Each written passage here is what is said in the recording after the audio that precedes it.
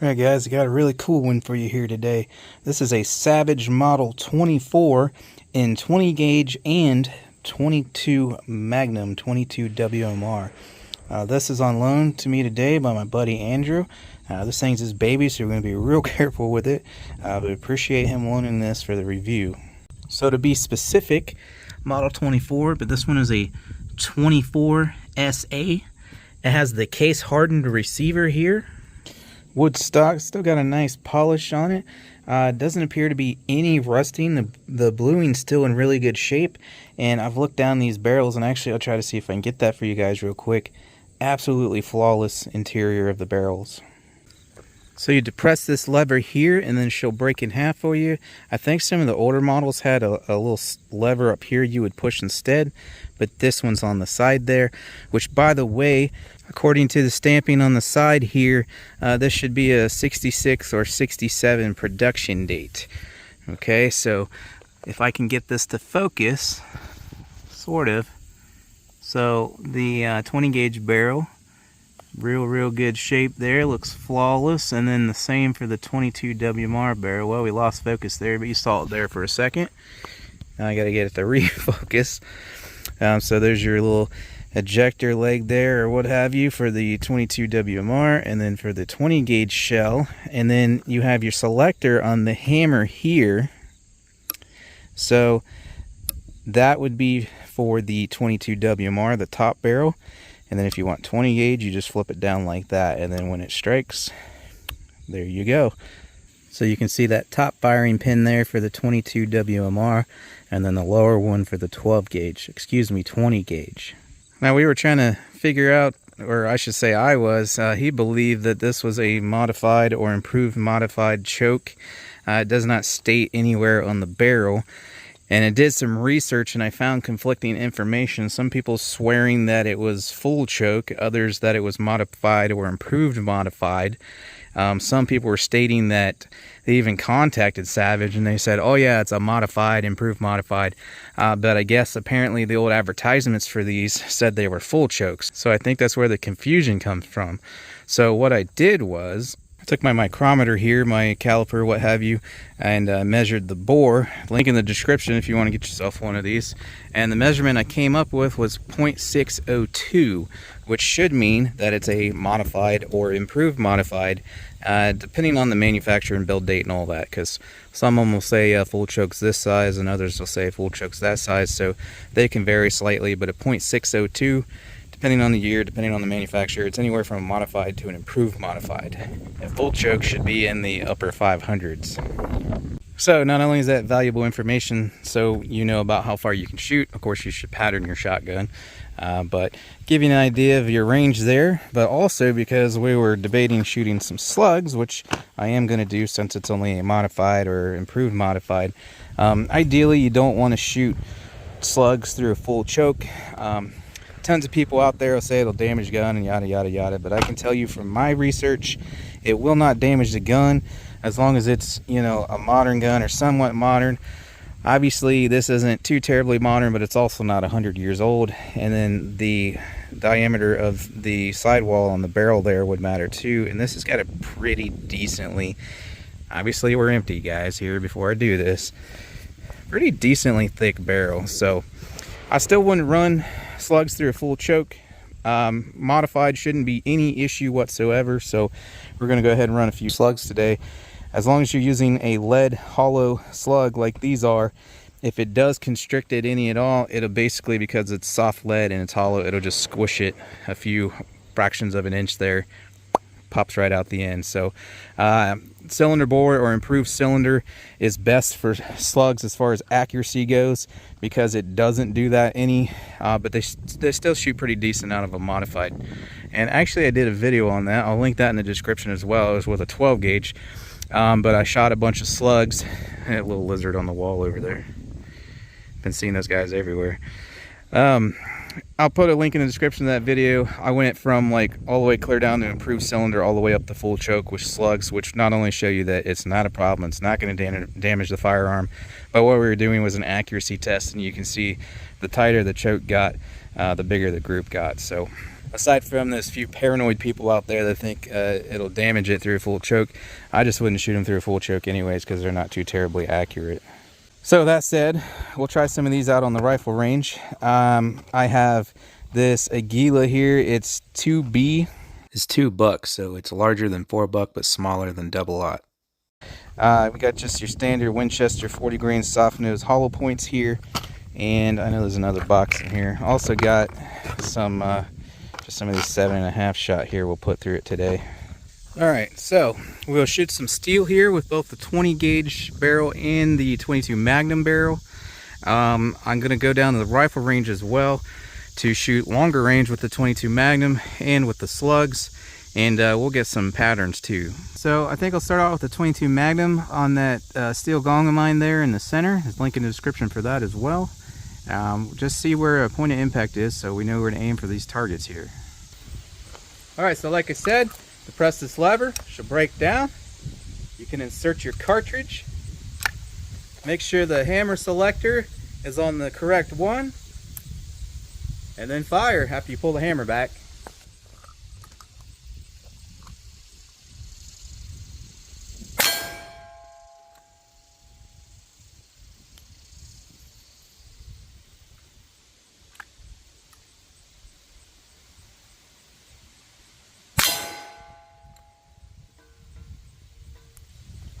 The trigger was a little bit heavier than I expected, so I pulled that one on low on accident because I pulled the trigger, didn't go off, pulled the gun down, and then I did pull in it. So somewhat heavy, not too, like 6 or 7 pound trigger.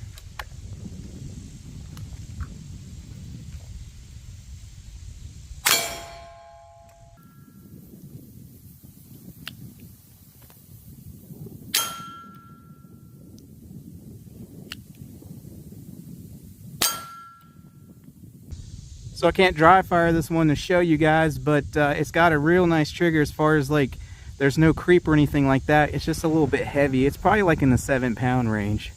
Also, I'm not sure if it should be throwing those cases, but I am having to, as you can see, manually retrieve each one from the breech there. But anyways, it's shooting pretty much dead on where it's at, so we'll hit some of these steel here. I don't know, 22 Magnum may not have enough energy to knock some of these down. I'll aim towards the top and then hopefully we'll get them to fall over there. Then we'll try some 20 gauge shells.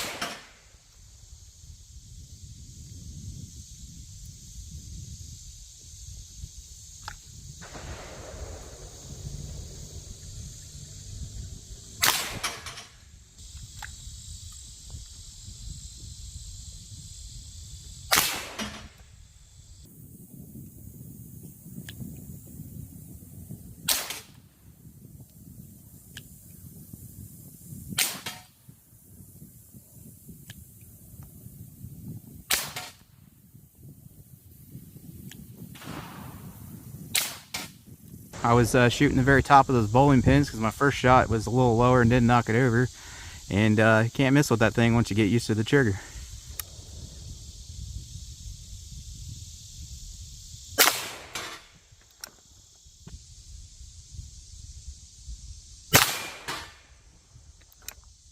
Alright, let's try some of the 7.5 shot here from the 20 gauge barrel.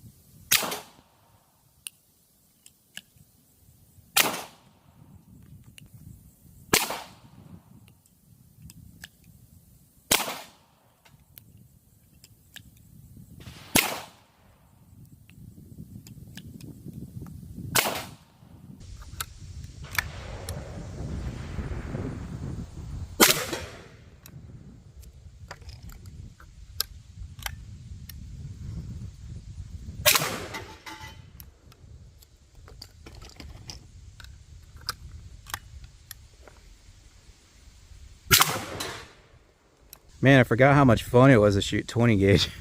I'm always doing 12 gauge out here. And that thing is patterning really well, because I had a cylinder bore 12 out here, and unless I walked halfway up there on those bowling pins, it wasn't knocking them down because the spread was too big. So that thing is patterning great from here, which, by the way, the shots I just took from behind the camera there is 15 yards. So let me set the target up there on the hill. I'll laser rangefinder it.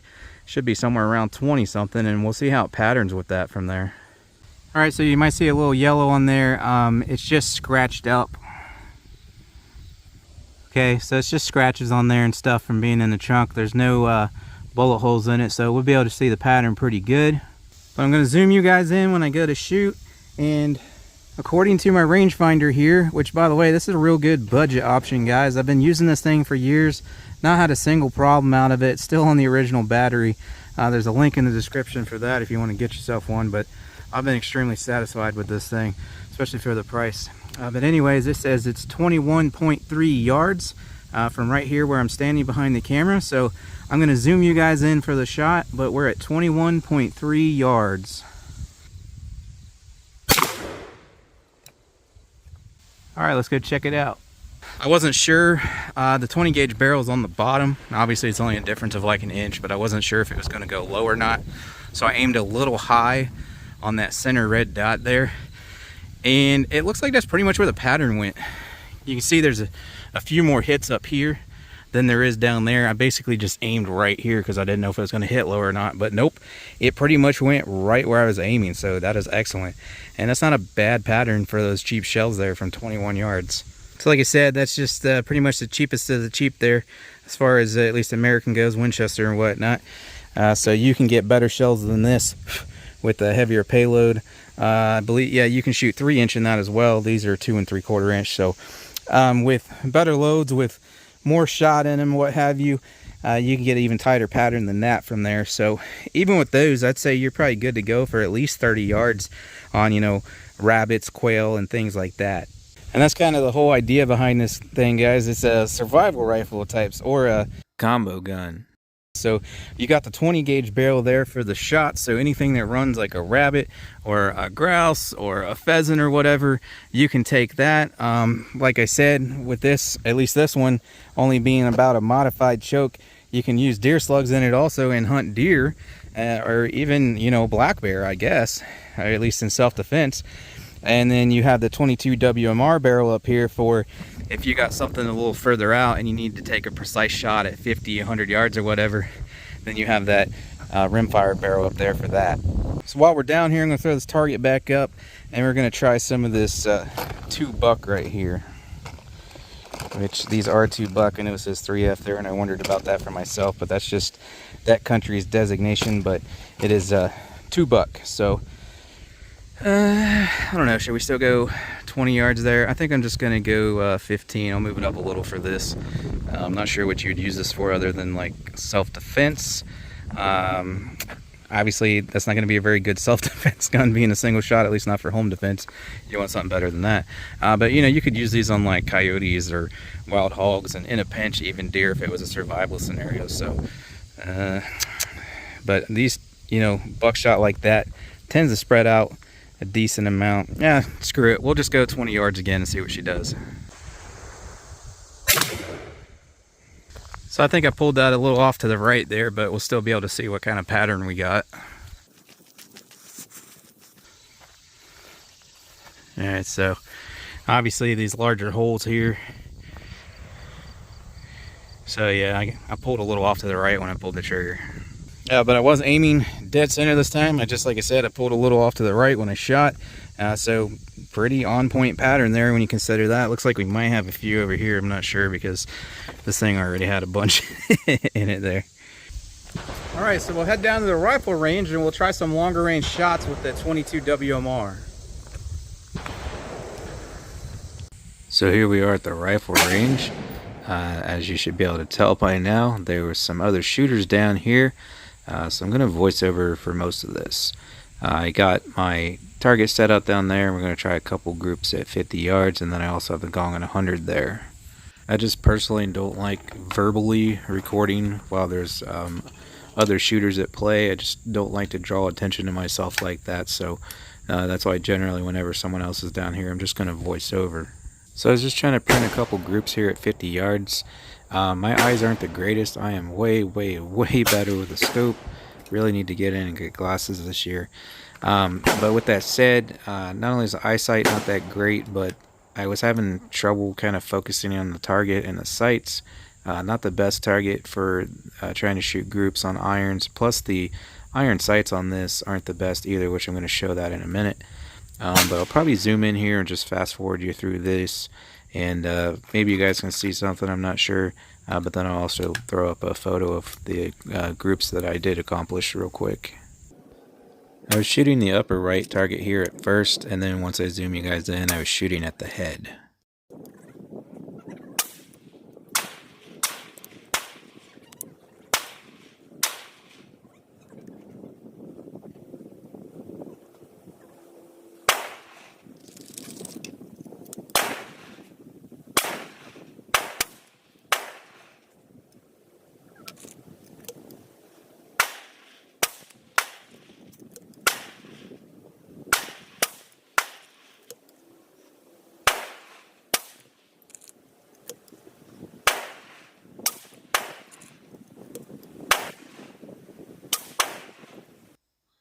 So generally I always try to show the sight picture of whatever firearm I'm reviewing, and I kind of forgot to do that earlier in this video, but these photos will serve to do that, but also help me explain what I was just discussing with the sight picture for me personally, trying to shoot groups on that target down there. So here's obviously the rear sight, okay, which I didn't have any problem seeing the rear sight. It pretty much looks like it does here. And so here you can see the front sight, which actually in this picture, it looks smaller than it did to me with my eyes needing glasses. It looks smaller here than it did to me when I was shooting at the target.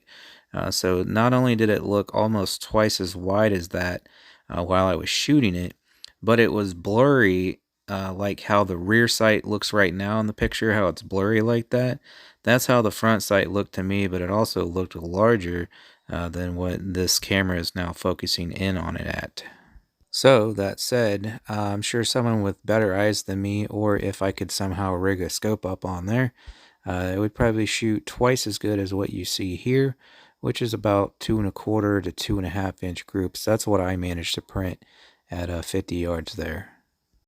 So now this is the 16-inch gong at 100 yards, and for the most part, somehow, I was able to focus on this better, probably the collar and the fact that it's a larger target, even though it was twice the distance.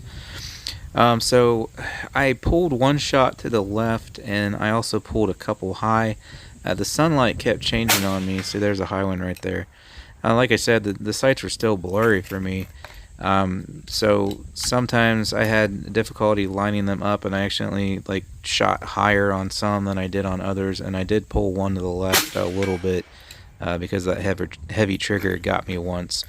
Some other than the one I pulled to the left, and other than two I think that I shot high because I was having difficulty focusing and had the front sight at a higher point on the target when I pulled the trigger than on the others. It's actually a pretty decent group at 100 yards, I think. That is, if you omit the one I pulled to the left and the ones that I pulled high. Also, sorry about the camera. It kept moving on me, so I had to keep moving it back.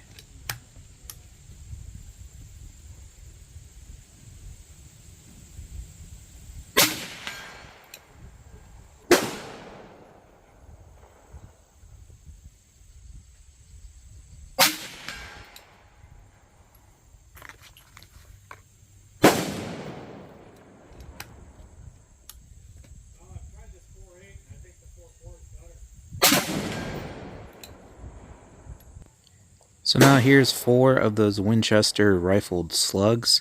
I found it interesting that the 22 Magnum barrel was shooting a little off to the left for me, whereas the slugs were actually shooting off to the right.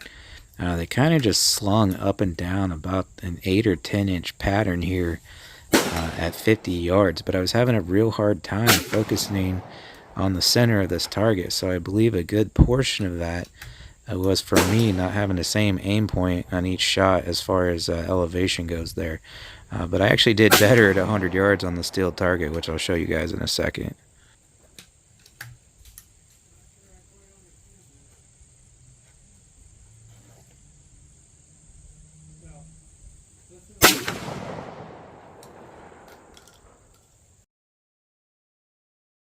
And now here's 4 of those slugs at 100 yards, which absolutely proves that the 10-inch up and down string at 50 was absolutely me, because I printed even better than that at twice the distance here on this gong.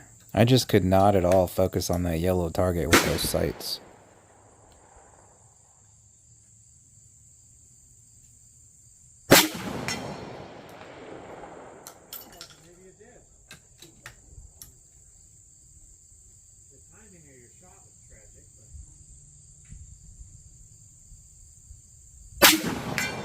Watch the slug fly through the screen here, guys.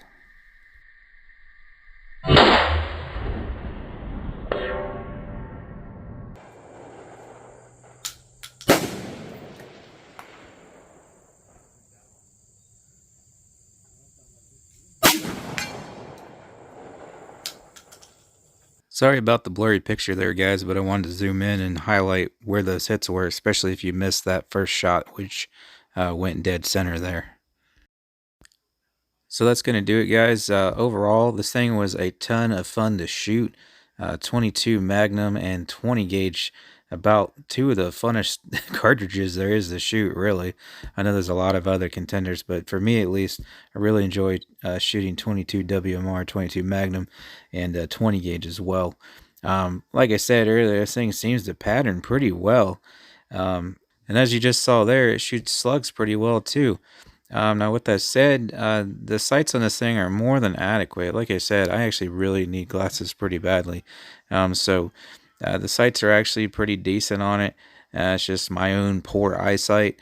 So they're going to be more than adequate for anything out to 100 yards. And as you just saw right there, I was shooting those slugs on target at 100 yards. So that should tell you right there that the sights are plenty good for out to 100 yards, especially if you can see better than me. So yeah, I'm just really impressed because both barrels, this thing being from the 1960s, it shoots about as good as anything modern would.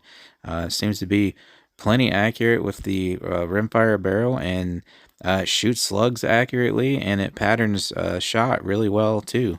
So really the only complaint I have, and I wouldn't even call it a complaint per se, is that the trigger's a little heavy. Like I said, it's probably in the 7-pound range.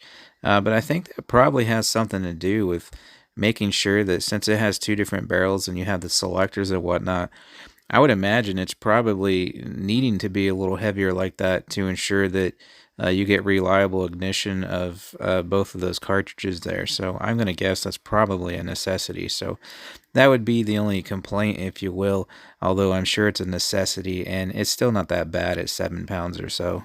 So yeah, I had a blast shooting this thing. This experience made possible again by my buddy Andrew. So thanks again, man. I really appreciate that. If you guys want to get yourself anything you see in the videos, links in the description of the products I use. And thanks for stopping by, guys, especially if you made it clear at the end here. I really appreciate it, and I hope to see you all in the next one.